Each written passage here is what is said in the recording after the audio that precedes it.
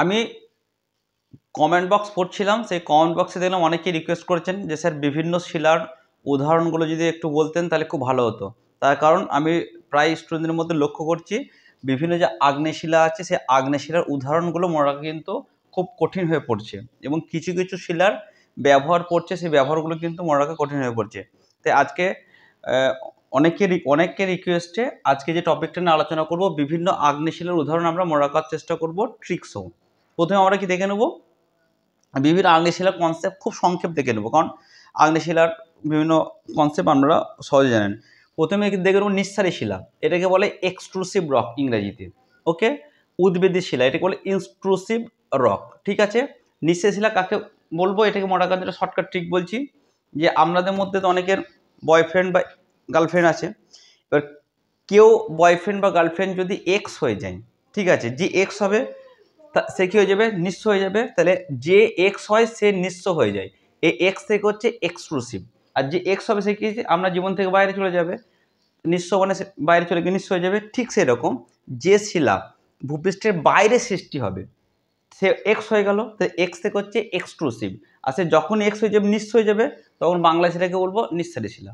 ওকে, এবার একজন এক্স হলে আরেকজন কি হবে, সে বিয়ের একজন কারোর সাথে কারোর বিয়ে হবে, আর যার সাথে বিয়ে হবে সেই বাড়িতে কী করবে, ইন করবে।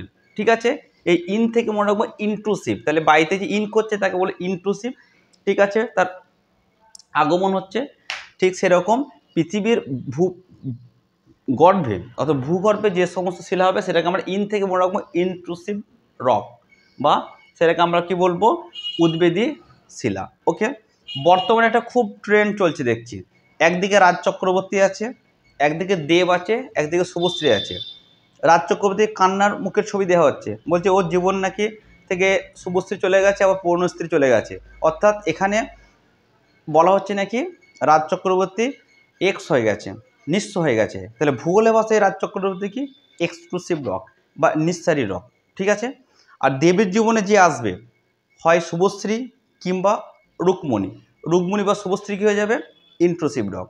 কিন্তু একটা কথা মনে রাখবেন, এটা কিন্তু সিনেমার প্রমোশন যেটা করছে এগুলো ভুল ধারণা। এবার আমরা কিন্তু ভালো করে ছেলেদেরকে বিশেষ করে বলছি, আমরা ভালো করে পড়াশোনা করুন, তাহলে আমাদের জীবনে না থাকবে শুভশ্রী, না থাকবে রুকমণি, শেষে কিন্তু রানু মণ্ডলের মতো কাউকে নিয়ে আমাদেরকে সংসার করতে হবে। তাই কিন্তু আপনাদেরকে পড়াশোনা করে এই চাকরিটা পেতেই হবে। চলুন আবার টপিক ফিরে যাক। তাহলে আমরা নিঃসারী শিলা কি বুঝলাম, ভূপৃষ্ঠের বাইরে সৃষ্টি হবে, আর উদ্ভিদ শিলা কি হচ্ছে, ভূপৃষ্ঠের ভেতরে সৃষ্টি হবে। এবার উদ্ভিদ শিলাকে আমরা আবার দু রকম দেখা যায়, একটা হচ্ছে পাতালিক শিলা, একটা হচ্ছে উপপাতালিক শিলা। আমরা কথায় কথায় বলি না, তোর সাথে আমার আকাশ পাতাল পার্থক্য। তার মানে কি, আকাশ পাতাল পার্থক্য কি, পাতাল মানে কি সে অনেক নিচে অবস্থান করছে, আকাশ মানে অনেক উপর অবস্থান করছে। এই পাতাল থেকে মনে রাখবো পাতালিক শিলা, অর্থাৎ যে শিলা ভূগর্ভের অনেক নিচে 4 থেকে 10 কিলোমিটারের নিচে অবস্থান করবে সেটাকে বলবো আমরা পাতালিক শিলা। ওকে, আমরা ছবিতে দেখে নিলাম। আর উপপাতলিক কাকে বলবো, দেখবেন আমরা অনেক সময় পড়ি যে বায়ু এই এর উপবিভাগ কি, উপবিভাগ মানে কি, মেন জিনিসের একটা ভাগ, উপবিভাগ বলি। সেরকম উপপাতলিক শিলা কি হবে, ও ঠিক ভূগর্ভের কাছাকাছি জায়গায় অবস্থান করবে, তখন সেটাকে আমরা কি বলবো, উপপাতলিক শিলা। তাহলে এক কথাই আমরা চলুন ছবিটা একবার দেখে নিই। দেখুন এই ছবিতে এই শিলাটা ভূপৃষ্ঠের সৃষ্টি হয়েছে, অর্থাৎ ভূপৃষ্ঠের বাইরে, তাই এটাকে আমরা কি বলবো, নিঃসারী শিলা। আচ্ছা, এটা কোথায় সৃষ্টি হয়েছে, ভূগর্ভে, তাই এটাকে আমরা কি বলছি, উদ্বেদী শিলা, ইন্ট্রুসিভ। ওকে, এটা একেবারে নিচে সৃষ্টি হয়েছে, তাই এটাকে আমরা কি বলছি, পাতালিক শিলা বা প্লুটোনিক রক। আর এটা দেখুন ভূগর্ভের কাছাকাছি জায়গায় সৃষ্টি হয়েছে, তাই এটাকে আমরা কি বলছি, উপপাতলিক শিলা। তাহলে প্রথমে আমরা কিন্তু কনসেপ্টগুলো বুঝে নিলাম। ওকে, এরপর মেন পয়েন্টে কিন্তু আমরা আসবো, যেটা আমাদের সমস্যার হয়, উদাহরণ। চলুন দেখা যাক। আমরা এইটা যেটা করলাম এটা সেট ওয়ানে কনসেপ্ট ক্লিয়ার করে নিলাম। এবার সেট টুয়ে চলে যাব। সেট টুয়ে কি দেখব, সেট টুয়ে প্রথমে লিখবো ব থেকে হচ্ছে বাইরে। তাহলে বলুন তো ব থেকে বাইরে কোন শিলা বাইরে সৃষ্টি হয়, অবশ্যই নিঃসারী শিলা। আচ্ছা, ব থেকে হচ্ছে ব্যাসল্ট। এবার তাহলে বলুন তো ব্যাসল্ট তাহলে কোন শিলা হবে, অবশ্যই নিঃসারী শিলা। আচ্ছা, বয়ের নিচে যেটা ফুটকি দেওয়া হয় সে হয়ে যাবে র, তাহলে আমি রকে বয়ের ভাই বলতে পারি। র থেকে হবে রায়োলাইট। তাহলে ব্যাসল্ট আর রায়োলাইট এই দুটো কি শিলা হবে, এই দুটো হবে নিঃসারী শিলা। তাহলে কীভাবে মনে রাখবো বলে দিলাম। তারপরে 2 নম্বর আসবো গ থেকে বললো গভীরে।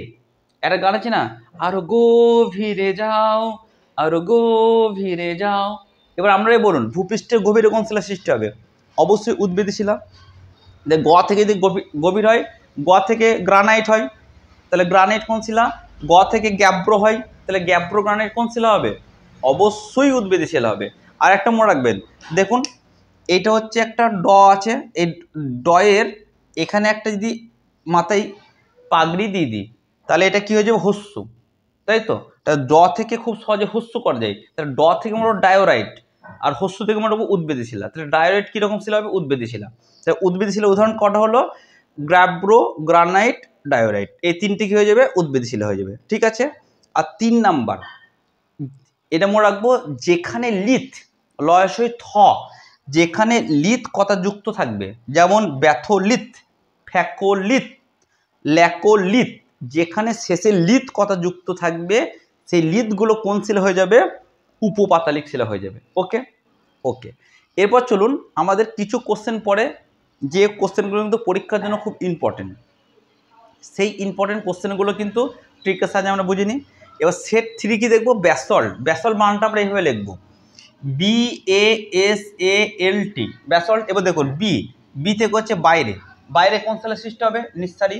আবার এই বি থেকে চলে আসবো ব্যাসল্ট, তাহলে ব্যাসল্ট কি ধরনের শিলা? নিঃসারী শিলা। আবার বি থেকে চলে আসবো কি? ব্ল্যাক কালার, তাহলে ব্যাসল্টের কালার কি হবে? Black colour. আবার বি থেকে চলে আসবো কি? ব্ল্যাক সয়েল, তাহলে ব্ল্যাক সয়েল কোথা থেকে সৃষ্টি হবে? ব্যাসল্ট থেকে। আবার বি থেকে চলে আসবো বাড়ি নির্মাণ, বাড়ি নির্মাণে কি ব্যবহার করা হবে? ব্যাসল্ট। তাহলে এই বি থেকে আমরা অনেকগুলো কিন্তু ব্যাসল্ট সম্পর্কে তথ্য পেয়ে গেলাম। এবার চলো এ থেকে মনে রাখবো আগ্নেয় শিলা, তাহলে ব্যাসল্ট কি ধরনের শিলা? একটা আগ্নেয় শিলা। ঠিক আছে। আবার দেখুন এই এস থেকে দুটো মনে রাখবো, স্টোন চিপস, আমরা যখন বাড়ি করি তখন স্টোন চিপসের ব্যাসল্ট ব্যবহার করাই। আবার এই এস থেকে মনে রাখবো শিলনোড়া, শিলনোড়া আমরা যখন শিলনোড়া করে না মেয়েরা যখন রান্না করে শিলনোড়া ব্যবহার করে, সেই শিলনোড়া কোন শিলা থেকে হবে? ব্যাসল্ট থেকে হবে। আবার দেখুন এই যে এলটা আছে, এল থেকে হচ্ছে লেভেল ক্রসিং, কোশ্চেন পড়ে লেভেল ক্রসিং এ কোন শিলা? উত্তর কি হবে? ব্যাসল্ট। আবার দেখুন এই টি থেকে হচ্ছে ট্রাম লাইন, ট্রাম লাইনে কোন শিলা আছে? ব্যাসল্ট শিলা। তাহলে আমরা এইভাবে যদি BASLT ব্যাসল্ট লিখে এইভাবে যদি আমি একটা চার্ট করে নিই, তাহলে কিন্তু ব্যাসল্ট শিলা কী ধরনের শিলা, তার কালার কি, কী ধরনের মাটির সৃষ্টি হয়, কোথায় কোথায় ব্যবহার করা হয়, আমরা খুব সংক্ষেপে মনে রাখতে পারবো। এবার চলুন সেট 4, ঠিক সেম ফর্মুলা, জি থেকে হচ্ছে গ্রানাইট, জি থেকে হচ্ছে গ্রে কালার, তাহলে গ্রানাইটের কালার কি? গ্রে। জি থেকে হচ্ছে গভীরে, গভীরে মানে কি? কোন শিলা সৃষ্টি হবে? উদ্ভিদ শিলা, তাহলে গ্রানাইট কি শিলা হবে? উদ্ভিদ শিলা। জি থেকে হচ্ছে জিটি রোড, জিটি রোড তৈরিতে কোন শিলা ব্যবহার করা হয়? গ্রানাইট। আচ্ছা, জি থেকে হচ্ছে গৃহ নির্মাণ, গৃহ নির্মাণে কি করা হয়? গ্রানাইট ব্যবহার করে। আমরা তো বিশেষ করে মধ্যবিত্তরা অবশ্যই কিন্তু রান্না করে গ্রানাইট অবশ্যই বসাই। ঠিক আছে। ওকে। আচ্ছা, এরপরে চলে আসবো কি? সেট 5-এ এম, ফর্মুলা এম থেকে প্রথমে রাখবো, এম থেকে হচ্ছে মার্বেল। ওকে। মার্বেল কি ধরনের শিলা? মনে রাখতে কষ্ট হয়। এম থেকে মনে রাখবো মেটামরফিক, মেটামরফিক মানে কি? রূপান্তরিত শিলা। তাহলে কোশ্চেনের উত্তর পেয়ে গেলাম, মার্বেল হচ্ছে রূপান্তরিত শিলা। এম থেকে হচ্ছে মোজাইক, মার্বেল কি কাজে ব্যবহার করে? মোজাইক কাজে। আমরা তো বর্তমানে ম্যাক্সিমাম মানুষজন কিন্তু ফ্লোরে কিন্তু আমরা মার্বেল ব্যবহার করি। ওকে। আবার এম থেকে মনে রাখবো কি? মেমোরিয়াল, অবশ্যই মনে থাকবে। তাহলে কোশ্চেন অনেক সময় পড়ে ভিক্টোরিয়া মেমোরিয়াল কি দিয়ে তৈরি? উত্তর কি হবে? মার্বেল। আবার এম থেকে হচ্ছে মন্দির। ওকে। মন্দির কি হবে?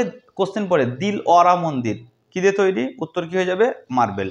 আবার এম থেকে মনে রাখবো মমতাজ। আচ্ছা, মমতাজের নাম যখন করব আমাদের মাথায় শাহজাহান আসবে না, তাই কখন হয়েছে? শাহজাহান মমতাজ একটা জুড়ি ছিল, আর যখনই মমতাজ এবং শাহজাহানের নাম আসবে তখন আমাদের চোখের সামনে কি ভেসে ওঠে? সেই আমাদের সপ্তম আশ্চর্যের একটা আশ্চর্য পৃথিবীর মধ্যে, তাজমহল। তারপরে আমাদের কোশ্চেন আসবে তাজমহল কী দিয়ে তৈরি? অবশ্যই মার্বেল। তাহলে আমরা যদি এইভাবে টোটালটাকে ট্রিকের সহকারে মনে রাখি, আশা করছি পরবর্তীকালে এখান থেকে কোশ্চেন নিলে আমরা খুব সহজেই পারবেন। Thank you.